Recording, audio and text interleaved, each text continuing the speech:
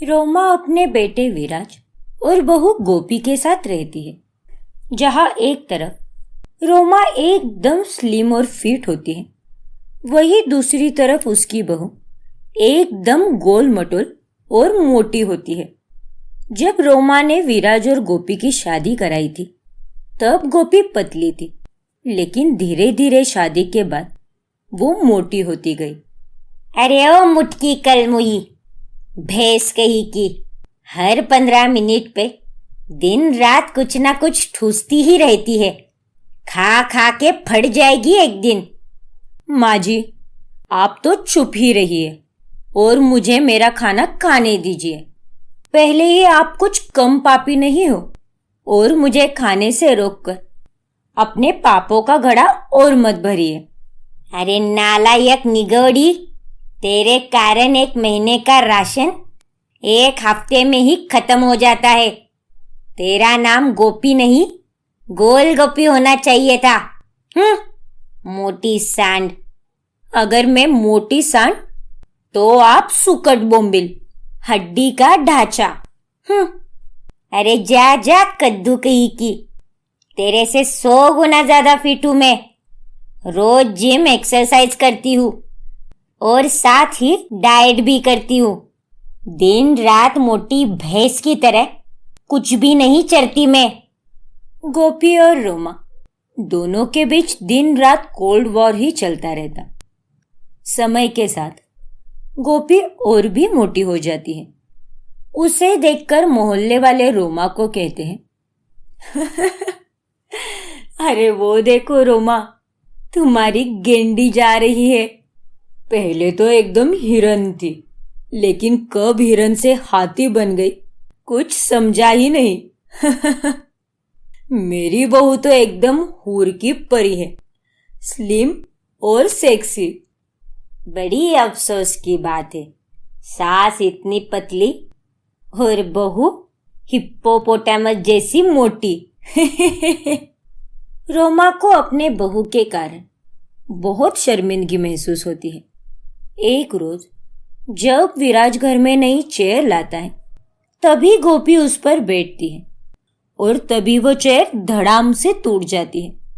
अरे नहीं, अरे गोल मुखी चुड़ैल, मोटी भैंस कही की, इतनी महंगी चेयर थी, तोड़कर चकनाचूर कर दिया तूने तो। सॉरी माँ जी, मैंने जानबूझकर नहीं तोड़ा, गलती से मिस्टेक हो गई। तुमसे तो बस गलती से ही सारी मिस्टेक्स होती रहती है गोपी। तुम्हारे मोटापे के कारण घर में रोजाना कुछ ना कुछ गड़बड़ होती रहती है। और नहीं तो क्या। अरे कितने अरमान सजा कर लाए थे इस गोपी बहू को। किसे पता था कि ये इतनी मोटी हो जाएगी और हम सबके अरमानों पर पानी फेर देगी। फिर एक रात जब विराज और गोपी अपने कमरे में सो रहे होते हैं, तभी गोपी नींद में ही विराज को बेड से नीचे गिरा देती है। गोपी, गोपी, हाँ गोपी। क्या हुआ? कौन सी चुड़ैल देख ली जो इतना गला फाड़कर चिल्ला रहे हो? मुझे चुड़ैल को देखने के लिए सपना देखने की जरूरत नहीं है, क्योंकि चुड़ैल तो साक्षात मेरे सामने ही है। अरे गोपी, अपने मोटापे को जरा कम कर लो, वरना एक दिन तुम्हारे इस वजन के तले घुट घुट कर मैं तो मर ही जाऊंगा। ज्यादा बकवास मत करो विराज, वरना मैं तुम्हें फूंक मारूंगी ना तो तुम वहां दूर कहीं उड़कर जा गिरोगे। रोमा अब अपनी बहू के मोटापे को कम करने के लिए उससे दिन रात ढेर सारा काम कराती है और उसका खाना भी कम कर देती है। और इस वजह से गोपी को बहुत गुस्सा आता है। इस बाम्बू की लकड़ी जैसी बुढ़िया को तो अब मैं सबक सिखाऊंगी। मेरे खाने पीने और जीने पर पाबंदियां लगा रही है ना तू, रुक अब।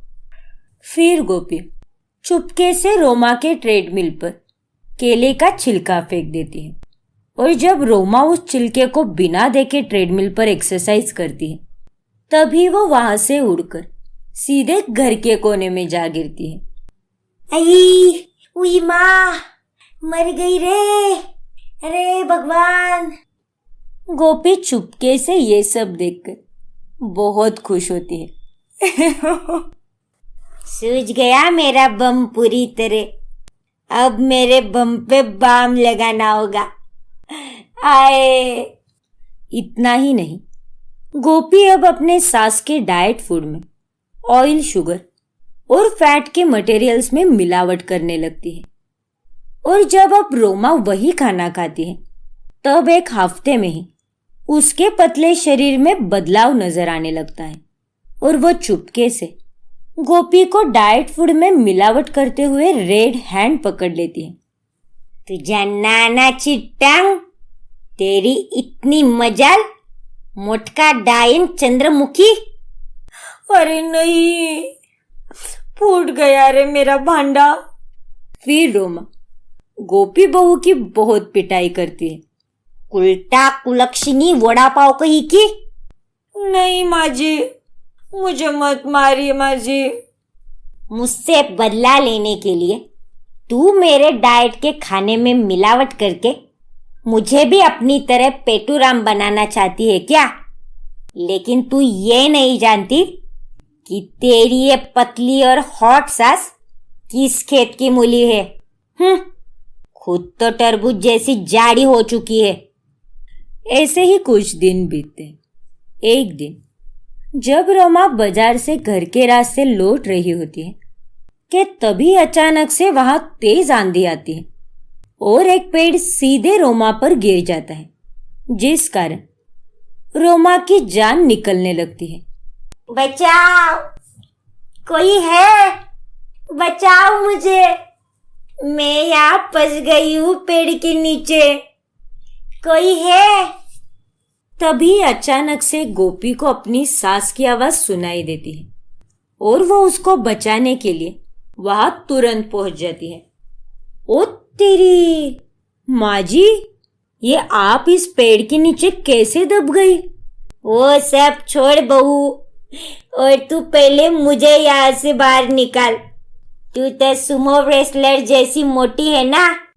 चल, इस पेड़ को एक लात मारकर उड़ा दे और बचा ले, वरना आज का मेरा ऊपर का टिकट कट जाएगा।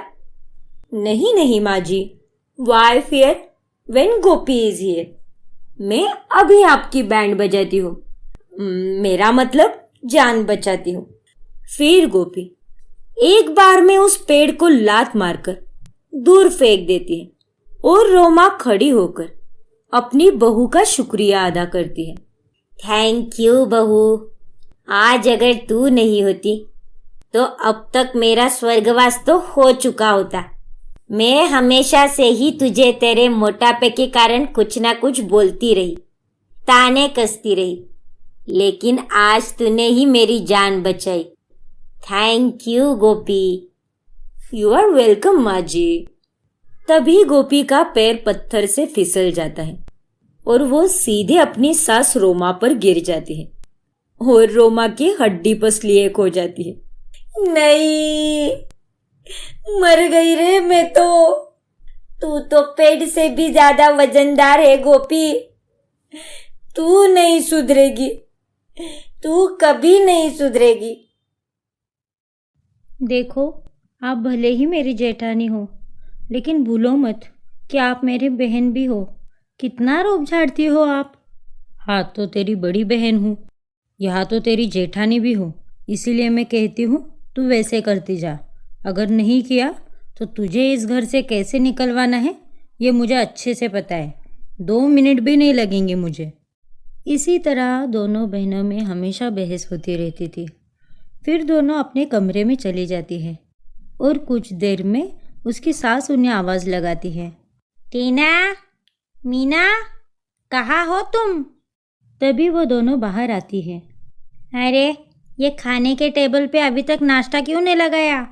माँ जी, मैं तो झाड़ू पोछा कर रही थी और आज तो सैटरडे है ना, और आज खाना बनाने की बारी तो दीदी की है। वो माँ जी, मुझे लगा कि आज संडे है तो मैं आराम से कमरे में बैठी थी। सॉरी माँ जी। अरे, अभी ये सॉरी क्या मैं नाश्ते में खाऊं? टाइम तो देख क्या हुआ है। अरे माँ जी, आप चिंता मत करो। मुझे पता है मीना दीदी को आराम करना कितना पसंद है, इसीलिए मैंने पहले ही खाना बना के रखा है। आप बैठो, मैं आपको खाना परोसती हूँ। क्या रे मीना, तेरी ही छोटी बहन है ना ये? फिर भी कितनी समझदार है। कुछ सीख अपनी बहन से। तू तो बड़ी बहन है और इस घर की जेठानी होकर भी कोई फ़ायदा नहीं। सारा काम तो तेरी छोटी बहन टीना ही करती है। जी माँ जी, आगे से आपको शिकायत का मौका नहीं दूंगी। फिर सब लोग खाने के टेबल पर खाना खाने बैठते हैं। अपनी सास की बातें सुनकर मीना टीना पे बहुत गुस्सा होती है। वो सोचती है अब ये टीना को सबक सिखाना ही पड़ेगा। बहुत ही ज़्यादा उड़ रही है माँ जी के सामने, इसके तो पर काटने पड़ेंगे। अरे दीदी, क्या हुआ? आप खाना क्यों नहीं खा रहे हो? आप कहीं मुझ पे गुस्सा तो नहीं हो? हाँ, मुझे भी वही लगता है। कब से दांत ओट चबा रही है। अरे नहीं माँ जी, ऐसी बात नहीं है। और तू टीना, अपने काम से काम रख और चुपचाप खाना खा। मीना, ये क्या तमीज़ है बात करने की? तुम बड़ी बहू हो, क्या यही संस्कार है तुम्हारे? और इसने गलत क्या कहा? मैं भी कब से तुम्हें देख रही हूँ, तुम खाना क्यों नहीं खा रही हो? अरे रहने दो, इसकी तो आदत है मुझे हर बात में टोकने की। आप खाना खाओ माँ जी। फिर दोनों सास बहू हंसने लगते हैं। इन दोनों को देखकर मीना आग बबूला हो जाती है और बिना खाना खाए वहाँ से निकल जाती है। ऐसे ही कुछ दिन बीतते हैं। फिर दोनों देवरानी और जेठानी अपनी सास के साथ पार्टी में जाने के लिए तैयार हो रही होती है। फिर मीना टीना के कमरे में आती है। अरे वाह टीना, ये तो बड़ी सुंदर ड्रेस है। एक काम करो, ये ड्रेस तुम मुझे दे दो, तुम कोई और ड्रेस देख लेना। मेरे पास कोई अच्छी ड्रेस नहीं है पहनने को। लेकिन दीदी, ये ड्रेस तो मैंने पहन रखी है और अभी तो मैं पूरी तैयार भी हो गई हूँ।